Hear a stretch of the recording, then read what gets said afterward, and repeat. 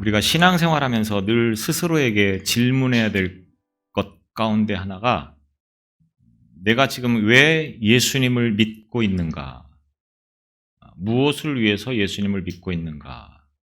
내가 왜 신앙생활을 하고 있는가? 무엇 때문에 신앙생활을 하고 있는가? 왜 교회를 다니고 있는가? 이 질문을 매일같이 매 시간, 매 순간순간 스스로에게 해야 되는 것입니다.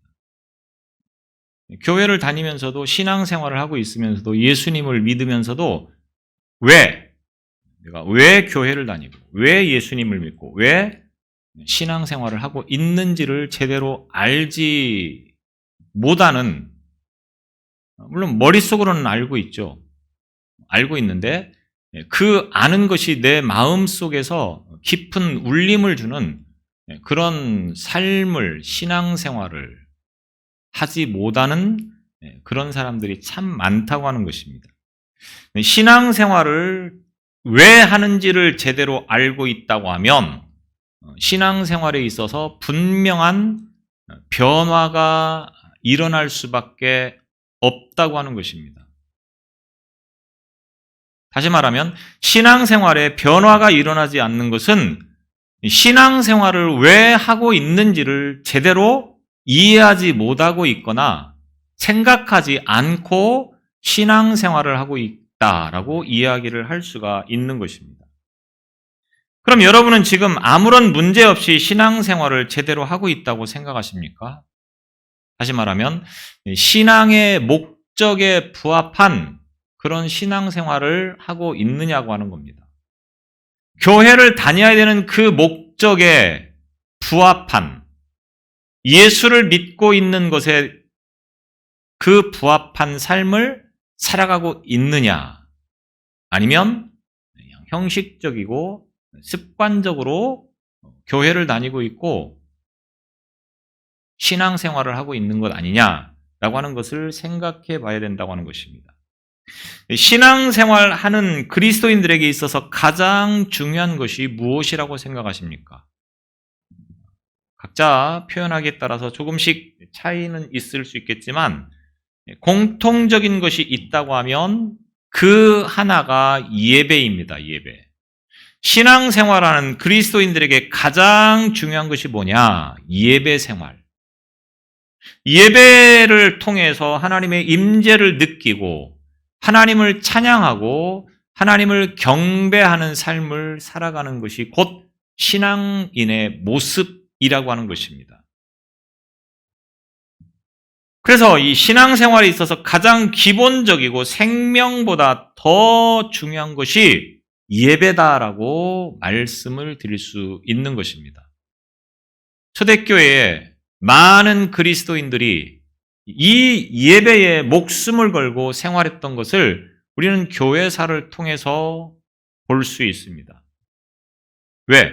예배가 곧 생명이기 때문에 그렇습니다. 아니, 내 생명보다, 내 목숨보다 더 중요한 것이 예배이기 때문에 그들은 예배를 위해서라고 하면 내가 죽는 것도 두렵지 않다. 이런 생각을, 이런 신앙을 가지고 그들이 살아온 것을 보게 되어집니다. 로마 제국의 박해 속에서 그들은 믿음을 지키기 위해서 하나님을 예배하기 위해서 동굴 속으로 찾아 들어갑니다. 카타콤이라고 말을 하는데 카타콤은 사실은 무덤입니다. 무덤. 사람이 죽으면 시신을 던져놓는 그런 곳이 곧 카타콤인데 이 시대의 그리스도인들은 믿음을 지키기 위해서 이 카타콤으로 들어가는 겁니다. 예배를 드리기 위해서 카타콤으로 들어가는 것입니다. 왜? 예배 드리는 것이 세상을 어떻게 사느냐보다 훨씬 더 중요하기 때문에. 그래서 지하 무덤 같은 곳에서 모든 것을 다 포기하고 하나님을 예배하고 신앙생활을 하는 것에 그들의 모든 삶을 드렸다고 하는 것입니다. 그리고 그들의 그 믿음과 그 신앙이 후대들에게 계승이 되어지면서 오늘날 저와 여러분이 이렇게 신앙생활을 할 수 있게 되어진 것입니다. 만약 그때 그리스도인들이 목숨을 걸고 신앙생활을 하지 않았다고 하면 오늘날 기독교가 어떻게 됐겠습니까? 오늘날 저와 여러분들이 예수를 믿을 수 있었겠느냐? 그렇지 못하다고 하는 겁니다. 그런 면에서 오늘 우리의 신앙이 우리의 후손들에게 어떤 영향을 끼칠 것인가를 깊이 생각하시기를 바랍니다. 내가 목숨을 걸고 믿음을 지키면 우리 후손들이 신앙생활을 제대로 할 수 있을 것이지만 그렇지 못하다고 하면 이 신앙은 딱 여기서 멈춰버리고 끝나버릴 수도 있다고 하는 것을 우리가 명심해야 된다고 하는 것입니다. 그런 의미에서 예배의 성공이 신앙의 성공이고 인생의 성공이다라고 말씀을 드려도 과언이 아닐 듯 싶습니다. 하나님을 만났다고 하면서 만나기 전과 만난 후의 삶에 변화가 없다고 하면 그것은 거짓말입니다. 내가 하나님을 만났습니다. 그러면 그 만나는 순간부터의 삶은 분명히 만나기 전과의 생활이, 삶이, 생각이, 환경이 다 바뀌어져야 된다고 하는 것입니다. 만났다고 하면서도 삶에 아무런 변화가 없다. 그것은 착각입니다. 거짓말입니다. 잘못된 것입니다. 예배를 드리는 것도 마찬가지입니다. 하나님을 만난 사람은 예배가 날마다 새로워지고 달라져야 되는 것입니다. 성경에 보면 하나님을 만나는 거룩한 경험을 한 사람들의 이야기가 많이 나오고 있습니다.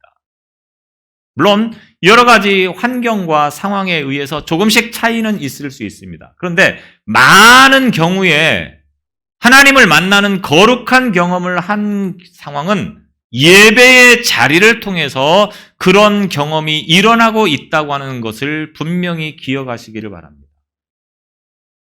내가 하나님을 만나는 경험을 하고 있지 못한 것은 제대로 드려지는 예배가 없었기 때문이다. 혹시라도 이렇게 말을 해도 크게 잘못된 표현은 아닐 줄로 압니다. 지금 내가 드리는 예배를 하나님께서 기뻐 받으실까? 라는 생각을 가지고 예배를 드리신 적이 있으십니까?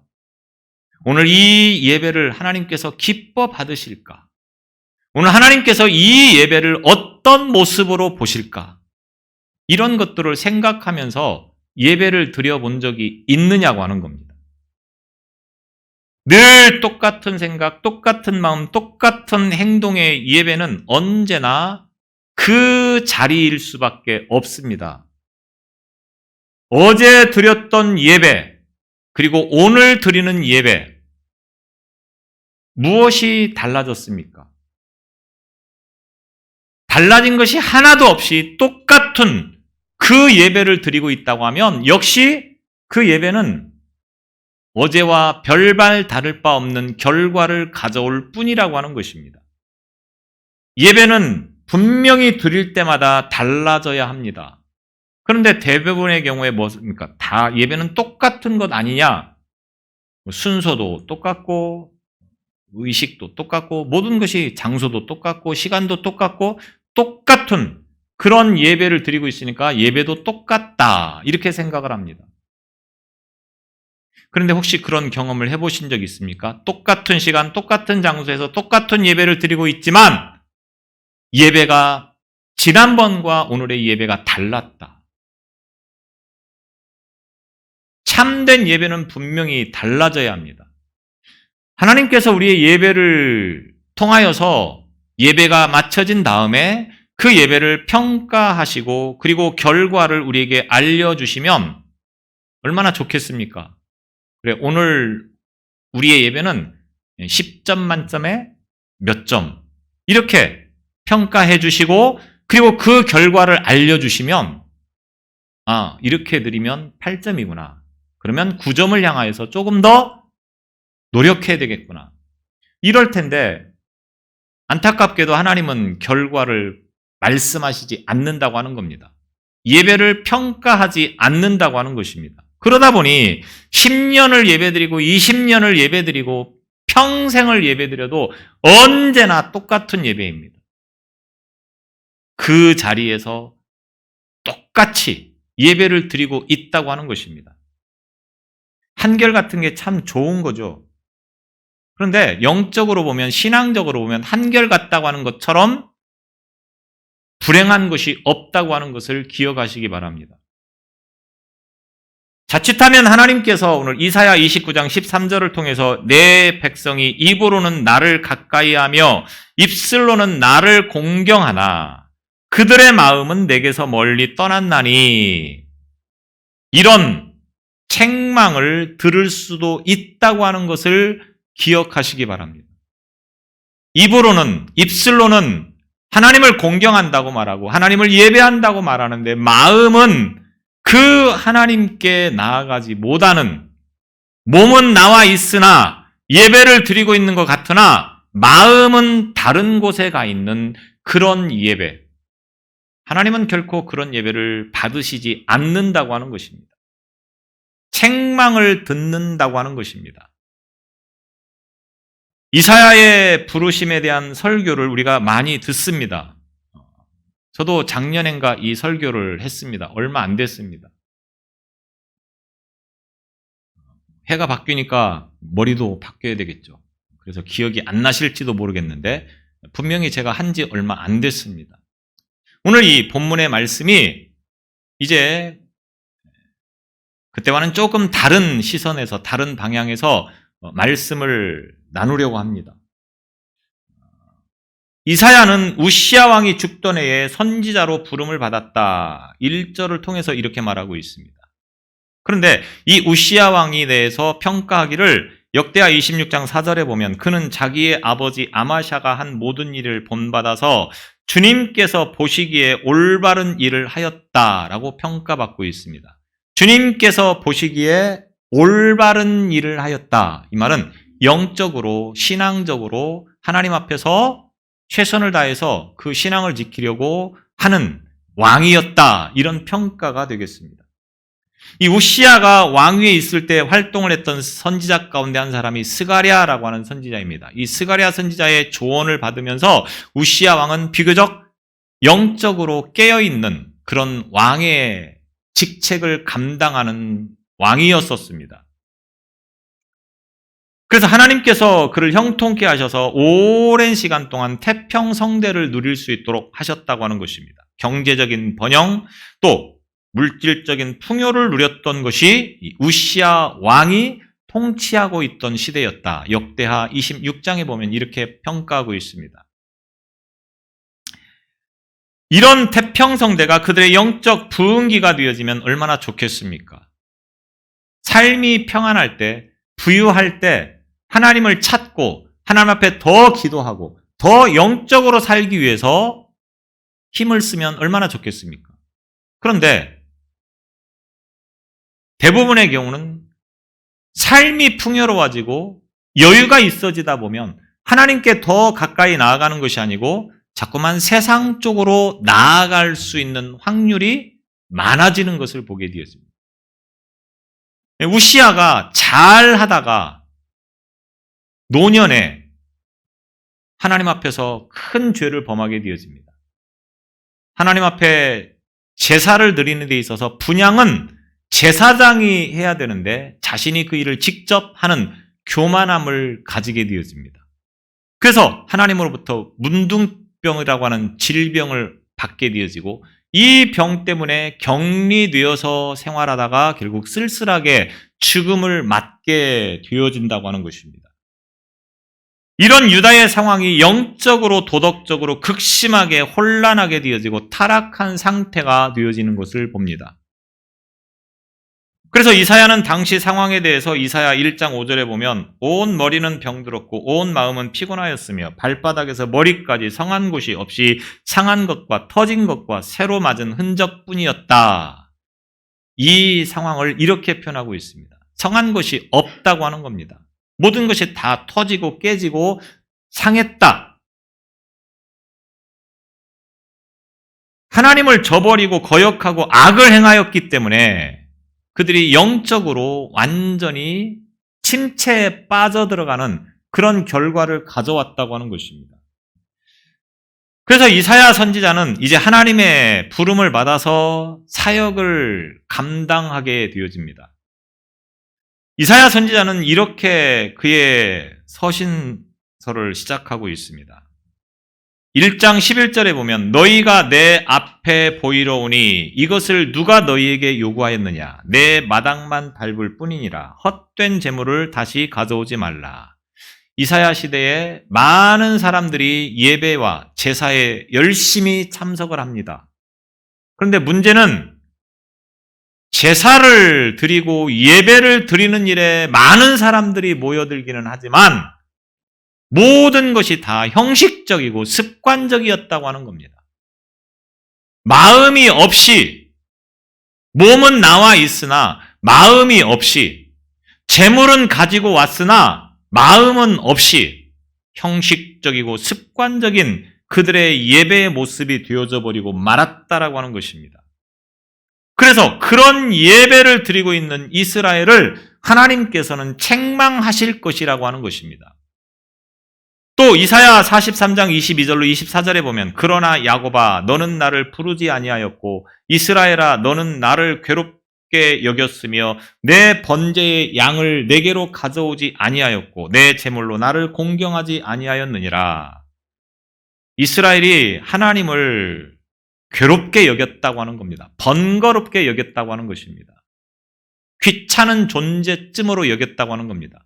예배를 드려야 되는데 예배를 안 드리면 안 되니까 드리기는 드려야 되는데 그래서 형식적으로 드리는데 마음으로는 굉장히 귀찮고 번거롭다고 하는 겁니다.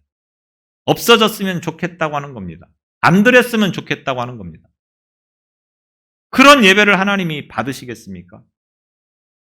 이스라엘 백성들에게 하나님께서 무리한 것을 요구했느냐?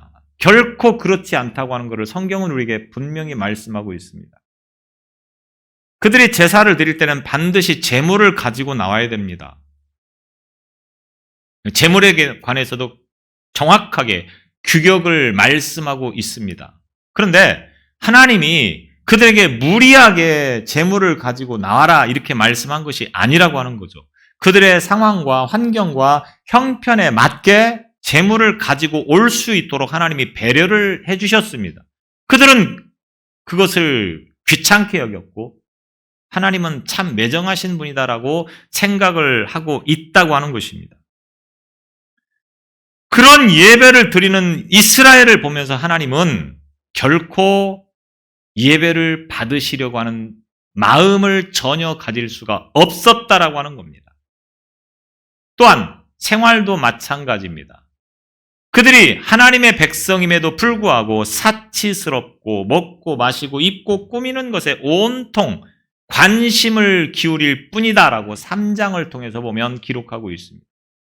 영적으로 살아가야 되는 하나님의 백성이 무엇을 생각하고 무엇을 위해서 살아가야 되는가를 깊이 생각해야 되는데 항상 보면 뭘 먹을까, 뭘 마실까, 뭘 입을까, 어떻게 살까, 어떻게 하면 좋은 집에 살까, 어떻게 하면 좋은 차를 탈까 날마다 이런 것들만 생각하면서 살아가고 있다고 하는 것입니다. 그래서 이사야 선지자 시대는 매우 위태로운 시대였다 이렇게 평가를 할 수가 있겠습니다. 그런데 사람들은 너무나도 천하태평인 것입니다. 왜? 우리는 하나님의 백성이니 하나님께서 우리를 지켜주실 것이고 어떤 위기가 와도 어떤 어려움이 와도 하나님은 우리를 지켜주시기 때문에 우리는 안전하다. 이런 헛된 믿음을 가지고 있다고 하는 겁니다.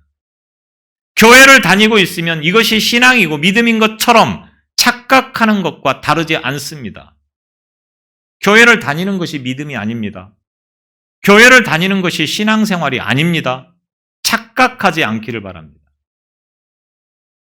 이 상황을 지켜보던 이사야의 마음은 너무나도 괴롭고 고통스러웠습니다. 이사야의 괴로움은 무엇이었습니까? 이사야의 고통은 무엇이었습니까? 영적으로 깨어있지 못하는 이스라엘 민족을 보면서 괴롭고 고통스러웠던 겁니다. 여러분은 살면서 무엇 때문에 괴롭고 무엇 때문에 고통스럽습니까? 돈을 좀 많이 벌어야 되는데 돈이 안 벌려서 괴롭고 고통스러우시죠. 자식이 좀 잘 돼야 되는데 이 자식이 내 뜻대로 안 되니까 괴롭고 고통스럽죠.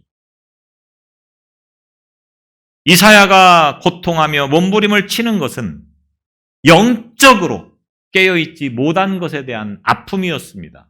그래서 이사야만이라도 하나님 앞에 나아가서 엎드려 기도합니다. 성전에 나와서 하나님의 얼굴을 구하면서 보좌에 앉으신 하나님을 바라봅니다. 자신을 갈망하는 장소가 어딘가에 따라서 그 삶을 살게 되는 것입니다. 문제를 만나면 그 문제를 위해서 어떻게 해야 되느냐? 하나님 앞에 나와 엎드려 기도해야 된다고 하는 것입니다. 하나님이 아닌 다른 곳에서 그 문제를 해결하려고 몸부림을 치는 것은 어쩌면 헛된 것이고 의미 없는 것일 수 있습니다. 하나님 앞에 엎드릴 때에 문제가 해결되어질 수 있다고 하는 믿음이 오늘 저와 여러분의 믿음이 되시기를 바랍니다. 이러한 갈망하는 마음을 가지고 있는 이사야에게 하나님께서 환상 중에 하나님을 보게 하십니다. 스랍 천사들이 영광 중에 또 연기가 자욱한 가운데 하나님을 찬양하며 3절을 보면 서로 불러 이르되 거룩하다 거룩하다 거룩하다 만군의 여호와여 그의 영광이 온 땅에 충만하더라. 천사들이 이렇게 하나님을 찬양합니다. 이사야는 거룩한 하나님 앞에서 무엇을 보았습니까? 자신의 입술의 부정함과 더러움을 보게 되었습니다. 그래서 5절에 보면 그때에 내가 말하되 화로다 나여 망하게 되었도다. 나는 입술이 부정한 사람이요 나의 입술이 부정한 백성 중에 거주하면서 만군의 여호와이신 왕을 배웠음이로다. 거룩한 하나님을 찬양하는 천사들 앞에서 자신의 입술이 너무나도 부끄럽고 너무나도 부정한 것을 보고 엎드려 회개하는 것입니다. 그때 스랍 천사가 제단으로 가게 되어집니다. 6절의 말씀이 바로 그 내용입니다. 그리고 제단에서 이글거리며 타고 있는 숯을 가지고 날아와서 그 숯으로 이사야의 입술을 지지게 되어집니다. 여기서 제단은 하나님께 드리는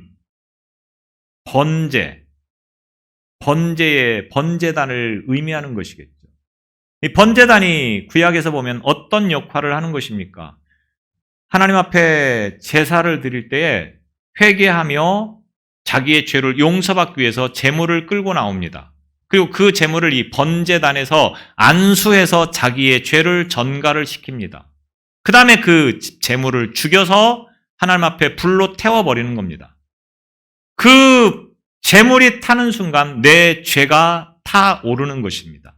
그러니까 죄의 용서를 받기 위해서는 반드시 번제단 앞에서 이 제물을 죽여야 했던 것입니다.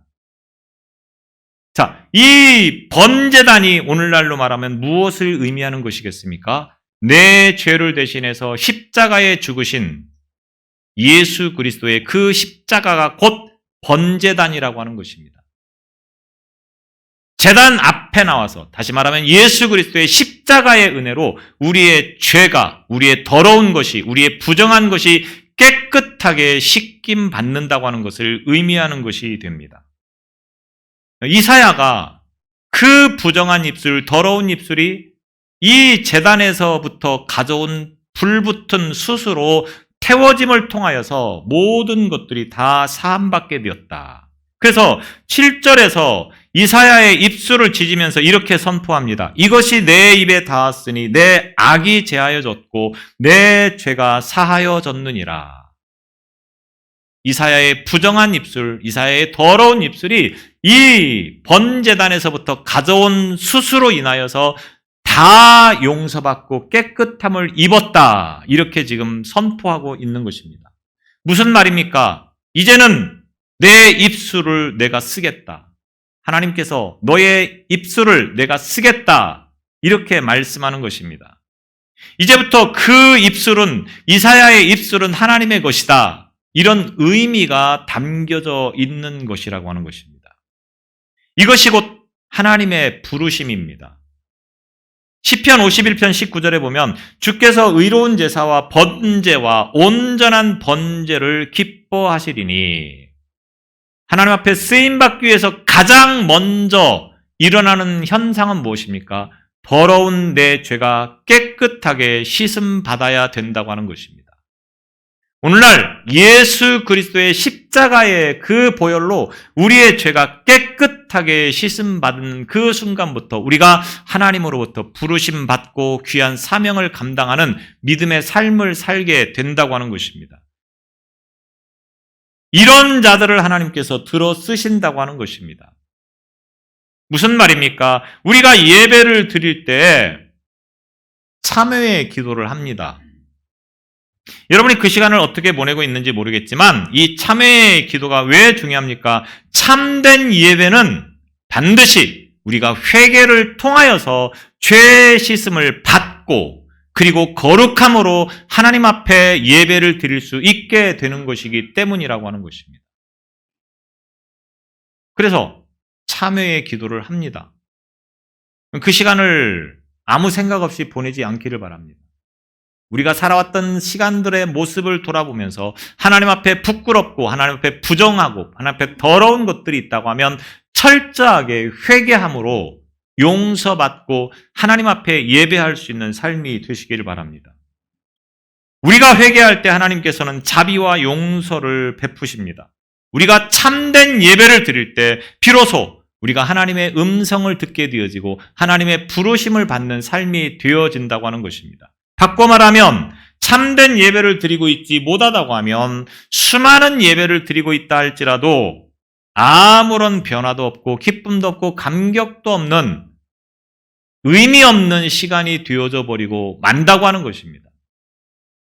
오늘 우리가 몇십 년을 신앙생활을 했다고 하고 몇십 년을 예배를 드리는 삶을 살았다고 하는데 왜 변화가 없습니까? 참된 예배를 드리고 있지 못하기 때문입니다. 참된 예배는 어떤 예배이겠습니까? 오늘 이 한 시간의 문제가 참된 예배다, 아니다의 이야기를 할 수 있는 내용이 아닙니다. 무슨 말이냐? 오늘 이 예배의 자리가 사실은 언제부터 시작되었습니까? 지난 한 주간의 삶에서부터 시작되어진 겁니다. 여러분이 한 주간 동안 무엇을 생각하며 무엇으로 행동하며 어떻게 살아오셨습니까? 이미 그 순간순간이 오늘 이 예배의 자리를 결정하는 하나의 이유가 되어졌다고 하는 사실을 기억해야 된다고 하는 겁니다. 좁게는 여러분이 어제 무슨 일을 하셨습니까? 어제 저녁에 무엇을 하셨습니까? 예배를 위해서 무엇을 준비하셨습니까? 예배를 위해서 어떤 마음과 어떤 생각을 가지고 하루를 보내셨느냐라고 하는 것입니다. 오늘 예배를 위해서 뭔가를 생각하고 준비를 하며 이 예배의 자리에 나오셨습니까? 아무 생각 없이 내 할 것 다 한 다음에 실컷 즐기다가 주일이니까 예배에 나와서 예배를 드린다? 이 예배가 바로 온전한 예배가 되어질 수 있겠느냐고 하는 겁니다.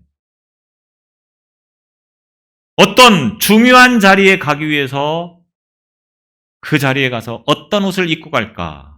있는 옷, 없는 옷 다 꺼내서 맞춰보죠. 그러면서 하는 말이 입을 옷이 없다. 이렇게 이야기를 합니다. 그러면서 옷을 하나 사야 될까? 이렇게 생각을 합니다. 오늘 이 예배를 위해서 여러분이 어떤 옷을 입을까 혹시 생각해 본 적 있습니까? 제가 조금 직접적인 표현을 써서 죄송합니다. 혹시 오해하지 않기 바랍니다. 시험 들지 않기 바랍니다. 제가 뭐 누가 그랬다고 전혀 모릅니다. 제가 가지고 있는 생각을 말할 뿐입니다. 항상 보면 예배에 아무 생각 없이 그냥 나오시는 분들이 있다고 하는 것을 말씀드리고 싶은 것입니다. 오늘 이 예배를 제대로 드리기 위해서 내일은 예배를 위해서 내가 무엇을 입을까? 어떤 준비를 할까? 또 헌금은 얼마를 드릴까? 아무 생각 없이 와서 오늘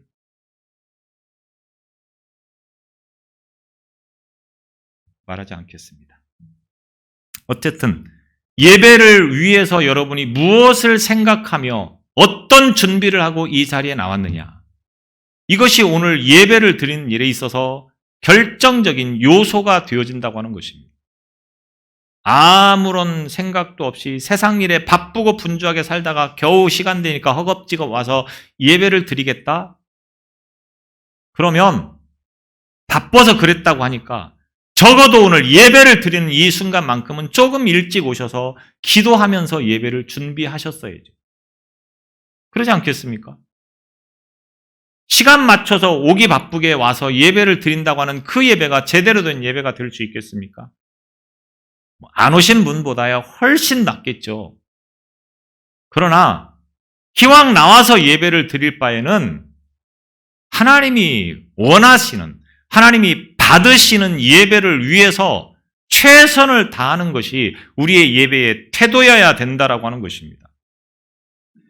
세상 일에 바쁘고 분주하게 나와서 살다가 오늘 겨우 이 1시간 예배를 드리는데 그것조차도 온갖 생각은 다른 것에 가 있는 겁니다. 몸은 와 있으나 마음은 이미 예배 끝나고 누구를 만나야 되고 어디를 가야 되고 이런 것들에 초점이 맞추어지는 그런 모습으로 예배를 드리고 있는 오늘 저와 여러분은 아닌가를 돌아볼 수 있어야 된다고 하는 겁니다. 예배를 제대로 드리지 못하는 신앙인이 무슨 일을 한들 제대로 되겠습니까? 잘 됩니다. 예배를 잘 못 드리면 뭔가 내 삶에 문제가 좀 일어나거나 잘못되는 일들이 좀 일어나면 얼마나 예배에 대해서 정신을 차리고 집중하겠습니까? 그런데 아무 상관없이 잘 됩니다. 여러분, 이게 함정입니다. 예배를 잘 못 드려도 우리의 삶이 잘 이루어지고 있다. 이것처럼 심각한 문제가 없습니다. 이사야가 이사야일 수 있었으면 갈망했고 회개를 통해서 참된 예배로 자리로 나아갈 수 있었기 때문이라고 하는 겁니다. 영적인 갈급함이 괴로움이었고 고통이었던 것이 이사야의 삶이었습니다. 다른 것의 문제가 아닙니다. 예배를 잘 드리지 못한 것에 대해서 안타까움을 가지고 예배를 잘 드리지 못한 것에 대해서 괴로움을 가지고 하나님 앞에 엎드려 기도했다고 하는 것입니다. 그런 예배를 드리는 이사야에게 하나님께서 거룩한 은혜를 경험케 하셨고 하나님의 부르심으로 귀한 사명을 감당할 수 있도록 하셨다라고 하는 것입니다. 우리가 하나님 앞에서 진정한 예배자가 될 수 있기를 바랍니다. 오해 없으시기 바랍니다. 참된 예배자가 되지 못하고 은혜의 경험이 없이 봉사하고 섬긴다고 하는 것, 이것처럼 위험한 것이 없습니다. 무슨 말인지 이해가 되십니까? 내가 참된 예배를 드리고 있지 못하면서 봉사한다, 헌신한다, 섬긴다, 여기에 속지 마시기 바랍니다. 그것이 마치 신앙이고 믿음인 것처럼 착각하게 되어지는 것입니다.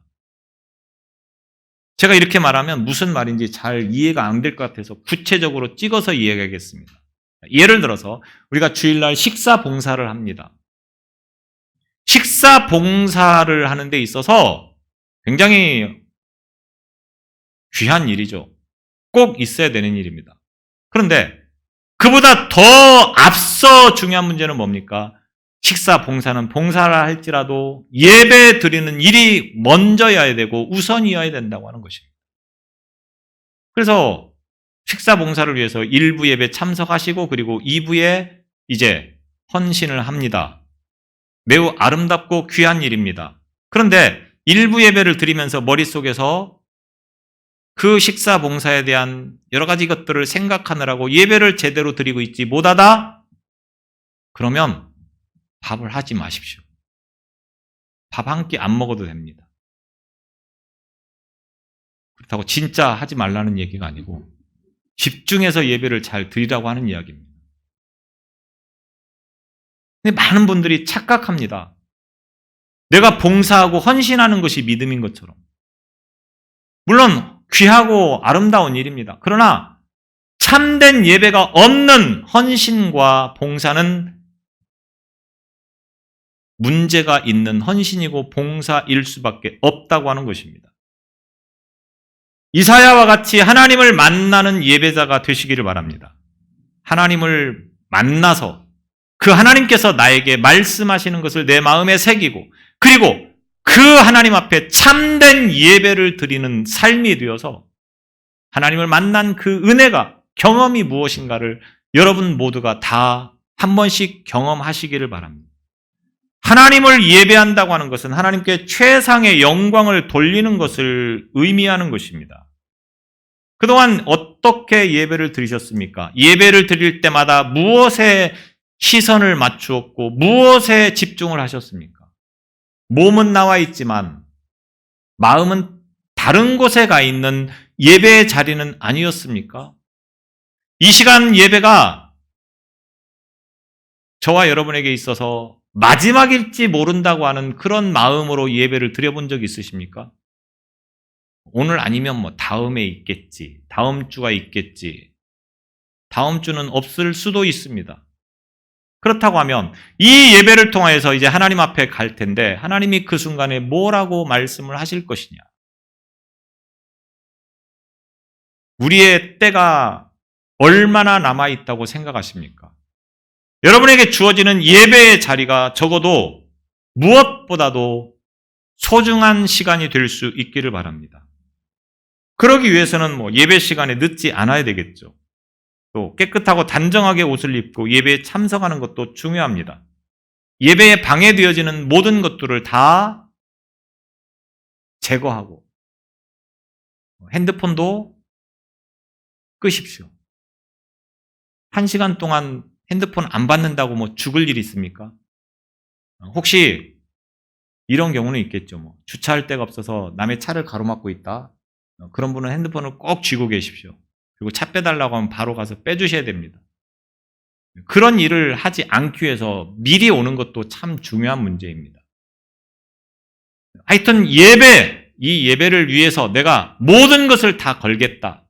이런 심정을 가지고 드려지는 예배를 하나님이 기뻐 받으시며 그 예배를 통하여서 하나님께서 은혜를 경험케 하시고 그 일꾼들을 하나님께서 거룩한 사명자로 부르신다고 하는 것을 우리는 이사야를 통하여서 깨달을 수 있기를 바랍니다. 그럴 때 하나님께서 우리의 예배를 기쁘게 받으신다고 하는 것입니다. 이런 예배자가 되시기를 바랍니다. 기도하겠습니다. 우리를 부르셔서 하나님의 선하신 뜻과 은혜 가운데 귀한 믿음의 길을 감당할 수 있도록 은혜 주심을 감사합니다. 참된 예배자의 모습이 되게 하여 주셔서 하나님 앞에 드려지는 예배자가 되게 하시고 그래서 예배의 승리자, 신앙의 승리자, 삶의 승리자가 되도록 축복하여 주옵소서. 예수님 이름으로 기도드리옵나이다. 아멘.